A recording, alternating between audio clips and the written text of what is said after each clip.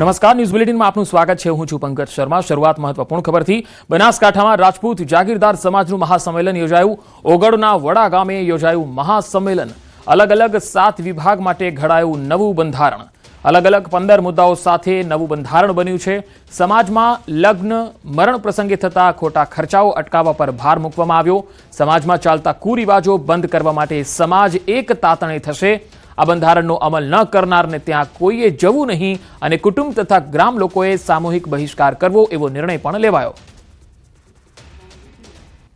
રાજપૂત જાગીરદાર સમાજનું આ મહાસંમેલન યોજાયું છે, જેમાં સમાજ માટે નવા બંધારણનું ઘડતર કરવામાં આવ્યું। 7 અલગ અલગ વિભાગો માટેના આ નવા બંધારણની રચના થઈ અને એમાં ઘણા બધા મહત્વપૂર્ણ નિર્ણયો લેવામાં આવ્યા છે, જેમાં ખોટા ખર્ચાઓ પર અંકુશ લગાવવામાં આવે। લગ્ન અને મરણ પ્રસંગે જે ખોટા ખર્ચાઓ થાય છે એના ઉપર બ્રેક લગાવવામાં આવે। જે કુરિવાજો અત્યાર સુધી ચાલતા આવ્યા છે તેને બંધ કરી દેવામાં આવે અને જો તેમ છતાંય કોઈ આ કુરિવાજોને માન્યતા આપે છે અથવા તો એ કુરિવાજોમાં માને છે તો તેની સામે સમાજે બહિષ્કાર કરવો એવો નિર્ણય પણ લેવામાં આવ્યો છે। લગ્ન પ્રસંગે ચોરીમાં 2 વ્યક્તિ જે છે એ અને કલાકારો, ડીજે અને બેન્ડ ન લાવવું એવો પણ આ બંધારણમાં જોગવાઈ કરાઈ છે। દીકરા દીકરીના લગ્ન પ્રસંગે હલ્દી પ્રથા છે એ પણ બંધ કરવાનો નિર્ણય કરાયો છે।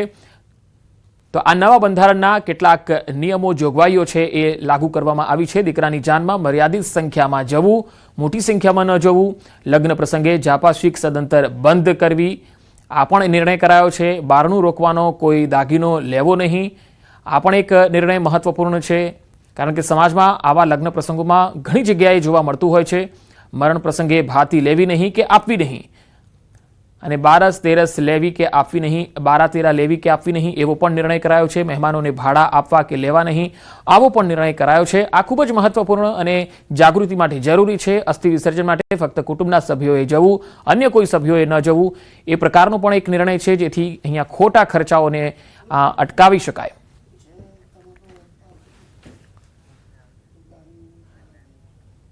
રાજકોટના સાંસદ અને પાટીદાર અગ્રણી પરસોત્તમ રૂપાલાના નિવેદનને ખોડલધામનું સમર્થન। ખોડલધામના પ્રવક્તા હસમુખ લુણાગરિયાએ જણાવ્યું છે કે સમાજના અમુક લોકો બિનજરૂરી ખર્ચા કરે છે, તેના માટે ટકોર કરી। આ ટકોરને યુવાનો અને સમાજે ખૂબ ગંભીરતાથી લેવા જેવી છે। પરસોત્તમ રૂપાલાએ કહ્યું કે દેખાદેખીના કારણે આર્થિક વ્યય થઈ રહ્યો છે। પહેલાના લગ્નનો ખર્ચ અત્યારના વિડીયોગ્રાફી કરતા ઓછો હતો। ખૂબ મોટી ટકોર કરી છે કે આજના યુવાનો અને સમાજના અમુક લોકો કે જે બિનજરૂરી ખર્ચાઓ કરે છે, બિનજરૂરી રીતે પોતાના વિકાસને આગળ વધારી રહ્યા છે, એના માટે ટકોર કરી છે। આ ટકોર સમાજના આગેવાનોએ અને યુવાનોએ ખૂબ ગંભીરતાથી લેવા જેવી ટકોર છે। બનાસકાંઠામાં રબારી સમાજના નવા બંધારણ મુદ્દે બેઠક થઈ અને ખેટવા ગામે રબારી સમાજના આગેવાનો સાથે આ બેઠક મળી। સામાજિક સુધારણા અને સામાજિક બંધારણ મુદ્દે ચર્ચા થઈ। 25 જાન્યુઆરીએ રબારી સમાજ અને સમાજ સંમેલનમાં બંધારણને આખરી ઓપ આપવામાં આવશે। ધાનેરાના એમએલએ માવજીભાઈ દેસાઈ અને ડીસા પૂર્વ એમએલએ ગોવાભાઈ દેસાઈ સાથે સમાજના આગેવાનો બેઠક કરી રહ્યા છે।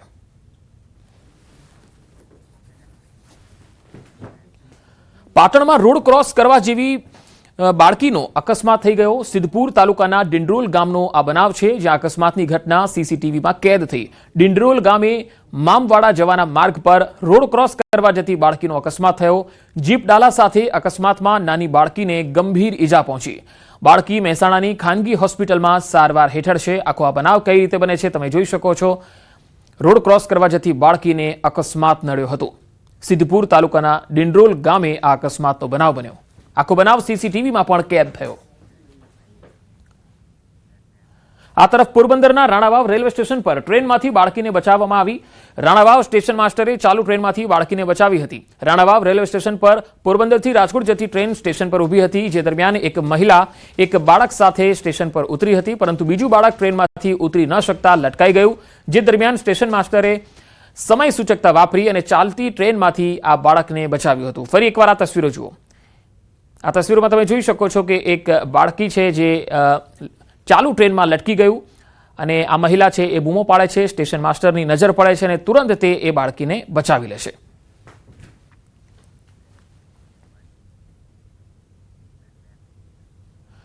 અમરેલીના ખાંભા પંથકમાં સિંહોનો આતંક જોવા મળ્યો। રાત્રિ દરમિયાન સિંહ રબારિકા ગામમાં ઘૂસ્યા। શિકારની શોધમાં આવી ચડ્યા સિંહ। જીઆરડી જવાનોએ ગાયોનું રક્ષણ કર્યું। જીઆરડી જવાનોએ 4 સિંહને દૂર ખસેડ્યા। ગામમાં રેતીના ઢગલા પર સિંહોએ આરામ ફરમાવ્યો। રબારિકા ગામના મુખ્ય ચોકમાં 4 સિંહો ગાયોના શિકાર માટે આવી ચઢ્યા, પરંતુ જીઆરડી જવાનોએ ગૌમાતાનું રક્ષણ કરતા સિંહોને દૂર ખસેડ્યા। ગત રાત્રિએ ગામના ચોકમાં રેતીના ઢગલા પર બેસેલા સિંહ અને જીઆરડી જવાનોનો વિડીયો વાયરલ થઈ રહ્યો છે। ફરી એકવાર આ તસવીરોમાં તમે જોઈ શકો છો કે જીઆરડી જવાનોએ 4 સિંહોને કઈ રીતે દૂર ખસેડ્યા। રાત્રિ દરમિયાન આ સિંહ રબારિકા ગામમાં ઘૂસ્યા હતા, જેની તસવીરો પણ તમે જોઈ શકો છો। એક નહીં પરંતુ 3 થી 4 જેટલા સાવજો અહીંયા જોવા મળ્યા। શિકારની શોધમાં આ સિંહો ગામમાં આવી ચઢ્યા। ઉત્તર પ્રદેશના કાંધલા શહેરમાં રખડતા ઢોરનો ત્રાસ યથાવત છે। રખડતા ઢોરે અચાનક માનસિક રીતે વિકલાંગ કિશોરી પર હુમલો કર્યો। જોરદાર ટક્કરથી કિશોરી રસ્તા પર પડી ગઈ હતી। રખડતા ઢોરના હુમલાથી શરીરના ભાગે ગંભીર ઈજાઓ પહોંચી।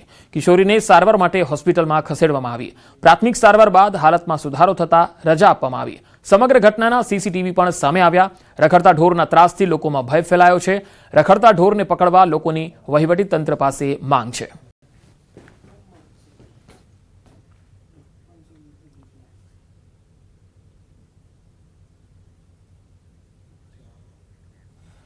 દ્વારકાના દરિયામાં જોવા મળી ડોલ્ફિન। બેટ દ્વારકાના દરિયામાં અદ્ભુત નજારો જોવા મળ્યો। આ તસવીરો અમે તમને પણ બતાવી રહ્યા છીએ। બેટ દ્વારકાના દરિયામાં અવારનવાર જોવા મળે છે ડોલ્ફિન। બેટ દ્વારકા આવતા પ્રવાસીઓએ ડોલ્ફિનના દ્રશ્યો પોતાના મોબાઈલ કેમેરામાં કેદ કર્યા છે અને આ ડોલ્ફિન ઘણી વખત પહેલા પણ દેખાઈ ચૂકી છે। આ દરિયામાં ડોલ્ફિનનો નજારો જોવા માટે ઘણી વખત પ્રવાસીઓ પોતાના કેમેરામાં કેદ કરતા હોય છે અને આ ડોલ્ફિન આ દરિયામાં પહેલા પણ જોવા મળી હતી। ફરી એક વખત બેટ દ્વારકાના દરિયામાં ડોલ્ફિન જોવા મળી છે। પ્રવાસીઓમાં આનંદ જોવા મળ્યો।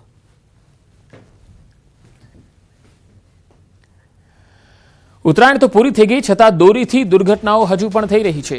બાઇક પર જતા યુવકનું દોરીથી ગળું કપાઈ ગયું। નવસારી કલેક્ટર ઓફિસની બહાર આ બનાવ બન્યો। 25 વર્ષીય બાઇક ચાલકનું ઘાતક દોરીથી ગળું કપાઈ ગયું। બાઇક પર જઈ રહ્યો હતો ત્યારે યુવકના ગળાના ભાગે દોરી ઘસાઈને નીકળી હતી, જે બાદ તેને તાત્કાલિક હોસ્પિટલમાં ખસેડાયો। 14મી જાન્યુઆરીએ ઉત્તરાયણ પૂર્ણ થયાને 3 દિવસ વીત્યા, છતાં ઘાતક દોરીની દુર્ઘટનાઓ સામે આવી રહી છે। નવસારીનો આ બનાવ છે। ઉત્તરાયણ તો પૂરી થઈ ગઈ, છતાંય ઘણા લોકો હજુ પણ પતંગની દોરી જે છે એ અત્યારે પતંગ પણ ચગાવે છે અને રસ્તે જતા જે રાહદારીઓ છે, વાહન ચાલકો છે, તેમનું ધ્યાન પણ રાખતા નથી અને તેના કારણે આવા બનાવો જે છે વધી રહ્યા છે। ખેડામાં સ્વામિનારાયણ ગોકુલધામ દ્વારા એક કદમ દિવ્યાંગ સેવા કી ઓર કાર્યક્રમનું આયોજન થયું, જેમાં જરૂરિયાતમંદ દિવ્યાંગજનોને હાઈટેક કૃત્રિમ હાથ પગ મફત અર્પણ કરવામાં આવ્યા। આ કાર્યક્રમમાં સાંસદ દેવુસિંહ ચૌહાણે મોટું નિવેદન આપ્યું। આ કામ સરકાર કરવા જાય તો 5 વર્ષ થાય। જે કામ સરકારે કરવું જોઈએ, અમારે કરવું જોઈએ, એ કામ આવા સંતો કરે એટલે અમે નબળા છીએ, એવું પણ તેમણે જણાવ્યું। આ કામ જનતંત્રની વ્યવસ્થા પ્રમાણે સરકારનું છે, પરંતુ જો સરકાર આ કામ કરવા નીકળે ને 2560 લોકોને આ પ્રોથેસ્ટિક લિમ્સ આપવાનું કામ જો સરકાર કરવા નીકળે ને તો 5 વર્ષ કરે। આ મર્યાદા કહું, વ્યવસ્થા તંત્રની મર્યાદા કહું, પરંતુ સમાજનું કામ કરવા માટે આંખ અને દ્રષ્ટિ કરતા સંવેદના હોય અને વડતાલ ધામ જેવી સંસ્થા જે સંવેદનાથી કામ કરે ને તો એક દિવસમાં આવું કામ કરી શકે, એનો આપણે આ સાક્ષાત અનુભવ કરે। એક રીતે કહેતા તો અમને અહીં આવીને જે કામ અમારે કરવું જોઈએ, સરકારે કરવું જોઈએ, એ કામ સંતો કરે, એનો અર્થ કે અમે કેટલા નબળા છીએ। જૂનાગઢમાં 45 વર્ષના આધેડનું અપહરણ, અવાવરૂ જગ્યાએ તેને લઈ જવાયો, નશાકારક પદાર્થ આપી અને સૂંઘાડી અને બેભાન કરી દેવાયો। દુબડી પ્લોટ વિસ્તારનો આ બનાવ છે, જ્યાં દોરડા વડે બાંધીને આડેધડ માર મારવામાં આવ્યો। પરિવારજનોને નગ્ન હાલતમાંથી મળી આવ્યો। પોલીસ સ્ટેશનમાં આ અંગે ફરિયાદ પણ થઈ છે। પોલીસે આરોપી સાગર ચૌહાણની અટકાયત કરી લીધી છે। મારીને મને નાખી દીધો, પછી મારા લોકોને ખબર પડી, એ લોકો આવ્યા પછી રિક્ષામાં નાખીને મને ઘરે હુવરાવ્યો। અમારા લોકો બધા માથે રોતા હતા। પછી એ તાણે મને દાખલ ના કર્યો। બીજા દિવસે સંક્રાંતના દિવસે હું દાખલ થયો। આખો દિવસ આખી રાત થયો। બીજા દિવસે મને રબર મળી ગઈ। પછી મેં ફરિયાદ કરેલી છે। જૂનાગઢમાં જમીન વિવાદમાં વૃદ્ધનો આપઘાત. વંથલીના ગાદોઈ ગામનો આ બનાવ છે. જમીન પચાવી પાડવાના ત્રાસથી કંટાળી વૃદ્ધે ગળે ફાંસો ખાઈ લીધો. સંબંધીઓના માનસિક ત્રાસ અને ધમકીથી વૃદ્ધ પરેશાન થઈ ગયા હતા. 2.5 વીઘા જમીન માટે કાકાના દીકરાએ ત્રાસ આપ્યો. 5 શખ્સો વિરુદ્ધ ફરિયાદ પણ નોંધાઈ. આરોપીઓમાં એસઆરપી જવાન સહિત પરિવારના 5 સભ્યો સામેલ છે. વંથલી પોલીસે ગુનો નોંધી તપાસ હાથ ધરી છે. 20 વર્ષથી એ કબજો જમાવીને બેઠા છે અને અત્યારે વારંવાર ધમકી આપતા હતા કે તમે પોલીસ કેસ કરશો તો એ કે અમારી લાગવગ એવી છે, અમારા પૈસા છે, એ કે અમારું તમે શું કરી લો, તમારે ટાંગા ભાંગી નાખશો. એ કે અરવલ્લીના નિવૃત્ત કર્મચારીને સાયબર ઠગોએ ડિજિટલ અરેસ્ટ કર્યા. શામળાજી તાલુકાના દેહગામડા ગામના રહેવાસી કરણસિંહ ચંદુસિંહ જાડેજા પર એક અજાણ્યા નંબરથી વોટ્સઅપ વિડીયો કોલ આવ્યો. કોલ કરનાર વ્યક્તિએ પોતે ટેલિકોમ ડિપાર્ટમેન્ટમાંથી બોલતો હોવાની ઓળખ આપી અને તમારા આધાર કાર્ડ પરથી લીધેલા મોબાઈલ નંબર દ્વારા મહારાષ્ટ્રમાં 45 લાખનું સાયબર ફ્રોડ થયું છે અને તમારી સામે 17 FIR થઈ છે એવું કહ્યું અને 1 કલાક સુધી વિડીયો કોલ પર નજરકેદ રાખ્યા. આમાંથી તમારે બચવું હોય તો તમારા એકાઉન્ટમાં રહેલા 80,000 આપવા પડશે. જે બાદ તેમણે તાત્કાલિક અરવલ્લી પોલીસ અધિક્ષકની કચેરીના કર્મચારીનો સંપર્ક કર્યો. પોલીસે તેમને છેતરપિંડીનો ભોગ બનતા બચાવી લીધા. મારી પાસે ઘણી બધી માહિતી માંગી અને જો તમારે આમાંથી બચવું હોય તો તમારા ખાતામાં તારે કેટલા પૈસા પડ્યા છે, 80,000 રૂપિયા પડ્યા હતા મારી જોડે, કે 80,000 રૂપિયા તમે મને ઓનલાઈન અહીંયા ટ્રાન્સફર કરી દો ગૂગલ પેથી તો આમાંથી તમે બચી શકશો. જેથી પછી મેં તાત્કાલિક મેં એસપી કચેરીના કર્મચારીનો સંપર્ક કરતો એ એસપી કચેરીના કર્મચારીએ મને એમની સામે વાત કરી અને આમાંથી ફ્રોડ થતો મને નુકસાનીમાંથી બચાવી લીધો છે. તો તમારે 80,000 રૂપિયા અમે જે બેંક નંબર આપીએ એના એકાઉન્ટમાં તમારે ટ્રાન્સફર કરવા પડશે તો તમને બચી શકશો. અને એ રીતનું વાત જણાવી અને એને ડિજિટલ એરેસ્ટ કરવામાં આવેલા હતા. અમે અરવલ્લી જિલ્લા પોલીસ તરફથી સૌ નાગરિકોને એવી અપીલ છે કે ડિજિટલ એરેસ્ટ જેવી કોઈ વસ્તુ હોતી નથી. એ ફક્ત ને ફક્ત ફ્રોડ કરવાના આશયથી આ કરવામાં આવતું હોય છે. અમદાવાદ મ્યુનિસિપલ કોર્પોરેશનના એસ્ટેટ વિભાગ દ્વારા છેલ્લા કેટલાક સમયથી શહેરમાં થતા ટ્રાફિકની સમસ્યાનું નિરાકરણ લાવવા દબાણો દૂર કરવા સઘન કાર્યવાહી હાથ ધરવામાં આવી. જે અંતર્ગત 12 અને 16 જાન્યુઆરી દરમિયાન શહેરના વિવિધ ઝોનમાં દબાણો દૂર કરવામાં આવ્યા. જે અંતર્ગત આ 2 દિવસમાં જ એએમસી દ્વારા 1,44,000નો દંડ વસૂલ કરવામાં આવ્યો.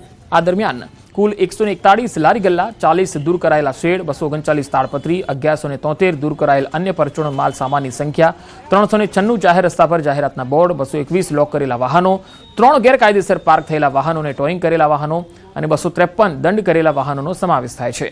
કોર્પોરેશનમાં એસ્ટેટ વિભાગ દ્વારા શહેરના તમામ મિલકત માલિકો, દુકાનદારો, વાહન ચાલકોને જાહેર માર્ગો અને હાઈવે પર કોઈપણ પ્રકારનું દબાણ ન કરવાની સૂચના અપાઈ છે. તમે લીધેલી દવાઓ અસલી છે કે નકલી એ જાણવા માટે હવે બારકોડ સિસ્ટમ અસ્તિત્વમાં છે.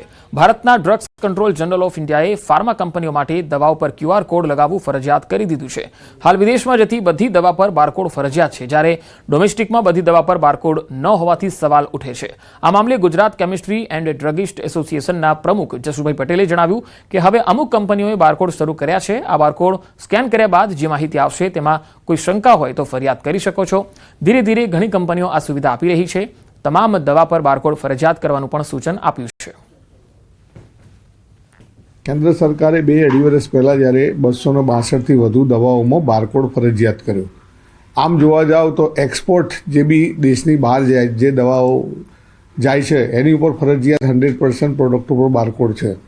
અહીંયા ડોમેસ્ટિકની અંદર આ નહોતું. કેન્દ્ર સરકારે આ નિયમ લાગુ કર્યો. એમાં મોટાભાગની એન્ટીબાયોટિકથી માંડી ડાયાબિટીસ, બ્લડ પ્રેશર આ બધી દવાઓ ઉપર બારકોડ ફરજિયાત કરેલો હતો. અને એમાં ક્યાંય બી ડાઉટ લાગે તો એ ફૂડ એન્ડ ડ્રગ ઓથોરિટી જે ઓફિસ છે, દરેક જિલ્લા વાઇઝ, તાલુકા વાઇઝ ઓફિસો છે, ત્યાં આગળ એ ફરિયાદ કરી શકે કે સાહેબ આ દવામાં મને ડાઉટ લાગે છે. આ વસ્તુ જે અત્યારે 262થી વધુ પ્રોડક્ટોમાં છે એ ખરેખર 100% પ્રોડક્ટોમાં બારકોડ સિસ્ટમ લાવી દેવી જોઈએ. બોટ સ્પર્ધામાં દુર્ઘટના, નાવિકોની બોટ પલટી ગઈ. સુરતના મગદલ્લાથી હજીરા બોટ સ્પર્ધામાં દુર્ઘટના થઈ. સ્પર્ધામાં સામેલ નાવિકોની બોટ પલટી ગઈ. બોટમાં બેસેલા તમામ નાવિકોનો બચાવ થયો છે. તમામને તરતા આવડતું હોવાથી બચાવ થયો છે. તો ફરી એકવાર તસવીરો આવી રહી છે. સુરતની બોટ સ્પર્ધામાં નાવિકોની બોટ પલટી ગઈ. સુરતના મગદલ્લાથી હજીરામાં આ બોટ સ્પર્ધા દરમિયાન દુર્ઘટના થઈ હતી. નાવિકોની બોટ પલટી અને બોટમાં બેસેલા તમામ નાવિકોને બચાવી લેવામાં આવ્યા છે. તસવીરોમાં જોઈ શકાય છે કે આખી બોટ ધીરે ધીરે દરિયામાં સમાઈ જાય છે, પલટી જાય છે અને તમામને તરતા આવડતું હતું એટલે એ તમામનો બચાવ થઈ ગયો છે, નહીં તો અહીંયા દુર્ઘટના મોટી થઈ શકે તેમ હતી. મગદલ્લાથી હજીરા બોટ સ્પર્ધામાં આ બનાવ બન્યો હતો. બોટ સ્પર્ધામાં આ દુર્ઘટના બની હતી. સુરતના મગદલ્લા ખાતે આ ઘટના બની હતી. નાવિકોની આ બોટ પલટી ગઈ હતી. અહીંયા બોટ સ્પર્ધા ચાલતી હતી અને સ્પર્ધામાં સામેલ જે નાવિકો હતા તેઓ બોટમાં સવાર હતા. અચાનક બોટ પલટી ગઈ અને પાણીના વહેણની અંદર એ પલટતા જે તમામ લોકો સવાર હતા એમને તરતા આવડતું હતું, જેના કારણે તેમનો બચાવ થઈ ગયો. તો સુરતના મગદલ્લાથી હજીરા બોટ સ્પર્ધામાં આ દુર્ઘટના બની હતી. તમે જોઈ શકો છો કે જે બોટ પલટી છે તેના સિવાય પણ ઘણી બધી બોટ છે જે આ સ્પર્ધામાં સામેલ થઈ હતી, પરંતુ એ બોટને કંઈ ન થયું. આ એક જ બોટ એવી હતી કે જે અચાનક પલટી ગઈ અને તેમાં જે તમામ સવાર નાવિકો હતા એ પાણીમાં ડૂબવા લાગ્યા હતા, પરંતુ એ તમામ લોકોને તરતા આવડતું હતું, તેના કારણે એમનો બચાવ થયો હતો, જેથી અહીંયા એક મોટી દુર્ઘટના છે એ ટળી ગઈ. વધુ માહિતી મેળવીએ. સુરતથી સંવાદદાતા કીર્તેશ પટેલ જોડાયા છે. કીર્તેશ, આ જે બોટ હતી તેમાં કેટલા નાવિકો સવાર હતા અને આખી ઘટનામાં અપડેટ અત્યારે શું છે? બિલકુલ પંકજ, સુરતનો ડુમ્મસ દરિયા કિનારો છે કે જ્યાં કહી શકાય કે માછીમારી કરતા લોકો રહેતા હોય છે, ત્યારે દર વર્ષે આજના દિવસે એક છઠવાળી હોળીની સ્પર્ધા રાખવામાં આવે છે અને આ સ્પર્ધામાં જે લોકો ભાગ લે છે તેના કરતા તેને ઉત્સાહ પાડવા માટે લોકો મોટી સંખ્યામાં જતા હોય છે. ત્યારે એક બોટમાં 5 થી 7 ખલાસીઓ બેઠા હતા. અચાનક આ બોટ પલટી મારી જાય છે, જોકે તમામ લોકોનો નસીબે બચાવ થાય છે. તમામ લોકોને તરતા આવડતું હોય છે. ખાસ કરીને આ જે બોટ સ્પર્ધા છે, ખાસ કરીને દરિયામાં જે દરિયા ખેડૂત લોકો છે તેમના માટેનું આયોજન હોય છે. આમાં કહી શકાય 5 થી 8 બોટ હોય છે તે આ સ્પર્ધામાં ભાગ લેતું હોય છે. જી કીર્તેશ, આભાર માહિતી આપવા માટે. દ્વારકાની ખંભાળિયા નગરપાલિકા ફરી એક વખત દેવાના ડુંગર નીચે દબાઈ. ખંભાળિયા નગરપાલિકાનું ₹1 કરોડ 72 લાખ વીજ બિલ બાકી છે. વીજ બિલ બાકી હોવાથી પીજીવીસીએલ દ્વારા 3 વખત નોટિસ ફટકારવામાં આવી. વીજ બિલ નહીં ભરાય તો કોઈપણ સમયે શહેરમાં થઈ શકે છે અંધારપટ.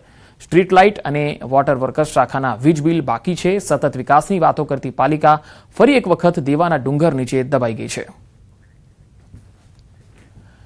નવસારીમાં ડ્રગ્સની બાતમીની અદાવતમાં યુવક પર કાર ચઢાવી દેવાઈ. શહેરના મંકોડિયા વિસ્તારમાં યુવક પર ઓડી કાર ચઢાવી અને હત્યાનો પ્રયાસ થયો.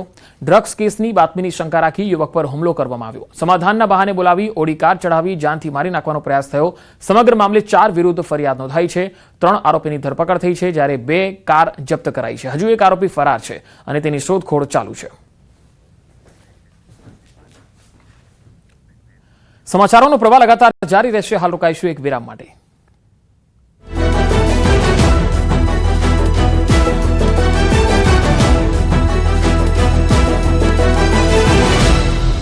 એક કન્ટેનર આગને હવાલે થતા 8 કાર બળીને ભસ્મ થઈ ગઈ. બહુચરાજીથી 8 જેટલી કાર ભરીને ખેડા તરફ આવતું કન્ટેનર ભડકે બળ્યું હતું. ખેડા પાસે રોજવા નજીક હોટેલના મેદાનમાં કન્ટેનર ઊભું હતું. કન્ટેનરનો ડ્રાઈવર આરામ ફરમાવી રહ્યો હતો ત્યારે કન્ટેનરમાં શોર્ટ સર્કિટના કારણે આગ ભભૂકી ઉઠી હતી. આગ લાગતા જ ડ્રાઈવર જીવ બચાવીને ભાગ્યો હતો. જોતજોતામાં આગે વિકરાળ સ્વરૂપ ધારણ કરી લીધું. ભીષણ આગના કારણે કન્ટેનરમાં રહેલી 8 જેટલી કાર બળીને ભસ્મ થઈ ગઈ. આ અંગેની ફાયર વિભાગને જાણ કરતા ફાયરની ટીમે પહોંચીને પાણીનો મારો કર્યો હતો અને આગ પર કાબુ મેળવ્યો હતો.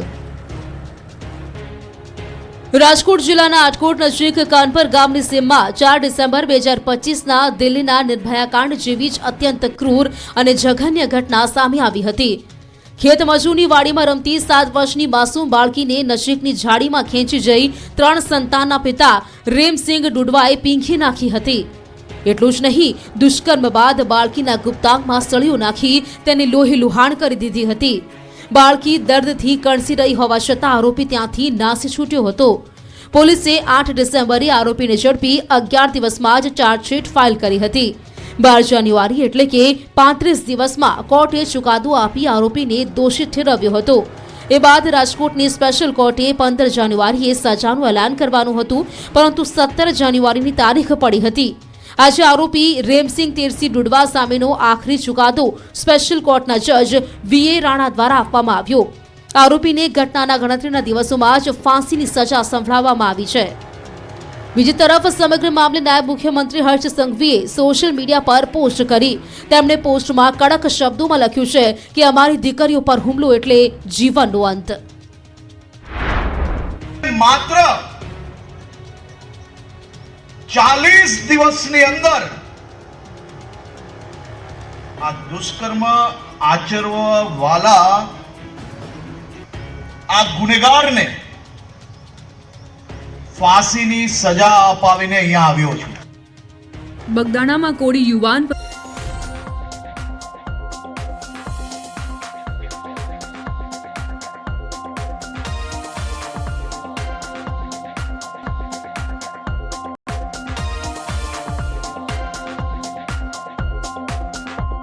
એક કન્ટેનર આગને હવાલે થતા 8 કાર બળીને ભસ્મ થઈ ગઈ. બહુચરાજીથી 8 જેટલી કાર ભરીને ખેડા તરફ આવતું કન્ટેનર ભડકે બળ્યું હતું. ખેડા પાસે રોજવા નજીક હોટેલના મેદાનમાં કન્ટેનર ઊભું હતું. કન્ટેનરનો ડ્રાઈવર આરામ ફરમાવી રહ્યો હતો ત્યારે કન્ટેનરમાં શોર્ટ સર્કિટના કારણે આગ ભભૂકી ઉઠી હતી. આગ લાગતા જ ડ્રાઈવર જીવ બચાવીને ભાગ્યો હતો. જોતજોતામાં આગે વિકરાળ સ્વરૂપ ધારણ કરી લીધું. ભીષણ આગના કારણે કન્ટેનરમાં રહેલી 8 જેટલી કાર બળીને ભસ્મ થઈ ગઈ. આ અંગેની ફાયર વિભાગને જાણ કરતા ફાયરની ટીમે પહોંચીને પાણીનો મારો કર્યો હતો અને આગ પર કાબુ મેળવ્યો હતો.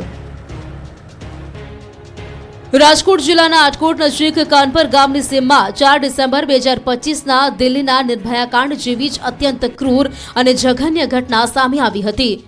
ખેતમજૂરની વાડીમાં રમતી 7 વર્ષની માસૂમ બાળકીને નજીકની ઝાડીમાં ખેંચી જઈ 3 સંતાનના પિતા રેમસિંગ ડુડવાએ પીંખી નાખી હતી. એટલું જ નહીં, દુષ્કર્મ બાદ બાળકીના ગુપ્તાંગમાં સળીઓ નાખી તેને લોહી લુહાણ કરી દીધી હતી. બાળકી દર્દથી કણસી રહી હોવા છતાં આરોપી ત્યાંથી નાસી છૂટ્યો હતો. પોલીસે 8 ડિસેમ્બરે આરોપીને ઝડપી 11 દિવસમાં જ ચાર્જશીટ ફાઇલ કરી હતી. 12 જાન્યુઆરી એટલે કે 35 દિવસમાં કોર્ટે ચુકાદો આપી આરોપીને દોષિત ઠેરવ્યો હતો. એ બાદ રાજકોટની સ્પેશિયલ કોર્ટે 15 જાન્યુઆરીએ સજાનું એલાન કરવાનું હતું, પરંતુ 17 જાન્યુઆરીની તારીખ પડી હતી. આજે આરોપી રેમસિંગ તેરસી ડુડવા સામેનો આખરી ચુકાદો સ્પેશિયલ કોર્ટના જજ વીએ રાણા દ્વારા આપવામાં આવ્યો. આરોપીને ઘટનાના ગણતરીના દિવસોમાં જ ફાંસીની સજા સંભળાવવામાં આવી છે. બીજી તરફ સમગ્ર મામલે નાયબ મુખ્યમંત્રી હર્ષ સંઘવીએ સોશિયલ મીડિયા પર પોસ્ટ કરી. તેમણે પોસ્ટમાં કડક શબ્દોમાં લખ્યું છે કે અમારી દીકરીઓ પર હુમલો એટલે જીવનનો અંત.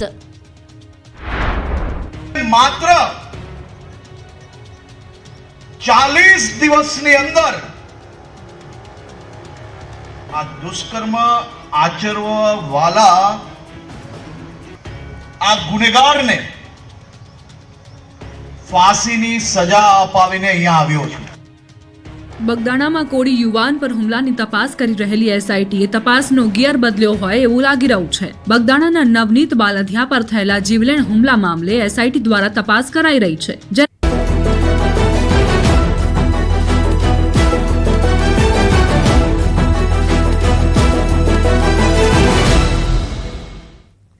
Welcome back.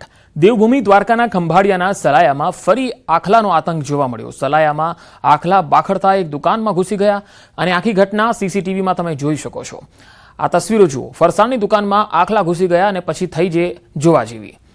દુકાનમાં આખલા ઘૂસી જતા દુકાનમાં રહેલ માલ સામાન તો વેરવિખેર થઈ જ ગયો. દુકાનદારને પણ ખૂબ જ નુકસાન ગયું. સલાયા શહેરમાં અવારનવાર આવા આખલાઓના કારણે વેપારીઓ અને સ્થાનિકો મુશ્કેલીમાં મુકાવાનો વારો આવે છે. તંત્રની કામગીરી ખૂબ જ નહિવત હોય છે, જેના કારણે લોકોને આવો ભોગ બનવું પડે છે. આખલાના આતંકનો નુકસાન ભોગવવાનો વારો આવે છે. ફરી એકવાર આ તસવીરો તમે જોઈ શકો છો કે આખલાઓ જ્યારે જાહેર રસ્તા પર બાકડે છે ત્યારે દુકાન સુધી ઘૂસી જાય છે અને આવી તસવીરમાં જે વેપારી છે તેને કેટલું નુકસાન થાય છે. અને ઘણી વખત તો હુમલાઓના બનાવો પણ આપણે જોયા છે જે દ્વારકામાં અવારનવાર સામે આવ્યા છે. હવે આ સલાયાના દ્રશ્યો છે જ્યાં રખડતા ઢોરનો ત્રાસ તમે જોઈ શકો છો કે 2 આખલા ઝઘડતા સીધા દુકાનમાં આવી ગયા. દ્વારકાથી સંવાદદાતા મુકુંદ મુકરિયા જોડાયા છે.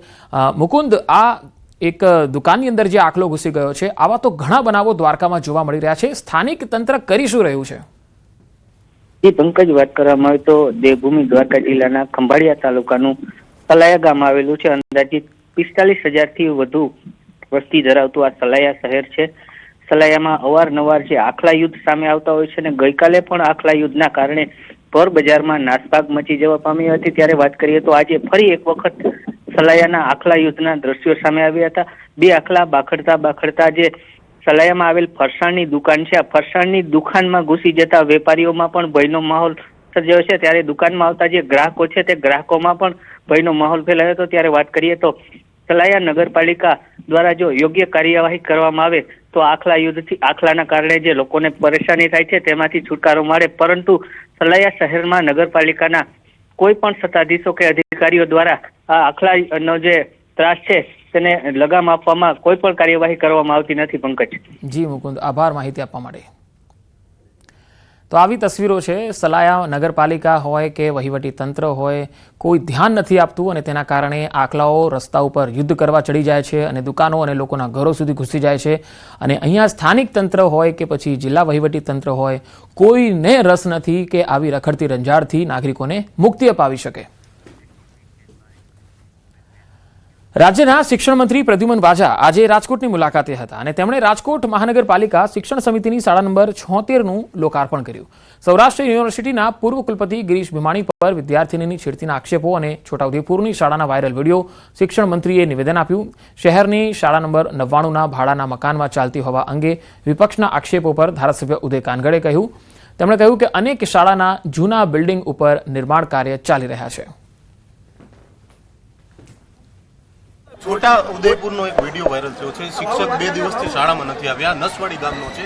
ગ્રામજનોએ વિડીયો વાયરલ કર્યો. એની તપાસ કરાવેલી છે અને જે હશે આપણે જરૂરી કાર્યવાહી. સૌરાષ્ટ્ર યુનિવર્સિટીના પૂર્વ કુલપતિ ઉપર પણ ગંભીર આક્ષેપો થયા છે. છેડતી શું કહેશો? ગિરીશ ભીમાણી ઉપર આક્ષેપ એની ઉપર જે તે સંસ્થામાં આજે કાર્યરત છે ત્યાં એની ઉપર એક્શન કાર્યવાહી કરવામાં આવેલી છે. કહેતા આનંદ થાય છે કે વસરામભાઈને હવે 12 ફેબ્રુઆરીએ એમની ટર્મ પૂરી થાય છે. કોંગ્રેસના જે વિપક્ષના નેતાની, પહેલા આમ આદમી પાર્ટીમાં હતા, પછી અત્યારે કોંગ્રેસમાં આવ્યા છે, તો અત્યારે એમને યાદ આવ્યું. પરંતુ અમે એ પાઇપલાઇનમાં છે. શાળા નંબર 99 પણ ત્યાં વિસ્તારમાં કોર્પોરેશન શિક્ષણ હેતુનો પ્લોટ ટીપીમાંથી એને ફાળવવામાં આવશે અને ત્યાં પણ એક સારી એ વિસ્તારના લોકોને સુવિધા મળે એ પ્રમાણે શાળાનું નિર્માણ થાય એવા અમે પ્રમાણિકતાપૂર્વક પ્રયત્ન કરશું અને શાળા પણ બનશે. ગુજરાતના રાજ્યપાલ આચાર્ય દેવવ્રત, વિધાનસભા અધ્યક્ષ શંકર ચૌધરી તેમજ મંત્રી જીતુ વાઘાણી બનાસકાંઠા પહોંચ્યા. ત્યાં વડગામના ભૂખલા ખાતે બનાસ ડેરી અને સુઝુકી દ્વારા તૈયાર કરાયેલ બનાસ સુઝુકી બાયો સીએનજી પ્લાન્ટનું લોકાર્પણ કર્યું. અહીં મોટી સંખ્યામાં પશુપાલકો, આગેવાનો ભૂખલા ગામે પહોંચ્યા હતા.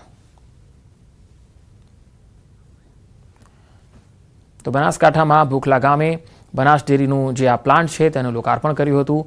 Banas Suzuki bio CNG plant છે જેનું લોકાર્પણ તેમના દ્વારા કરવામાં આવ્યું. મોટી સંખ્યામાં પશુપાલકો પણ આ પ્રસંગે ઉપસ્થિત રહ્યા હતા.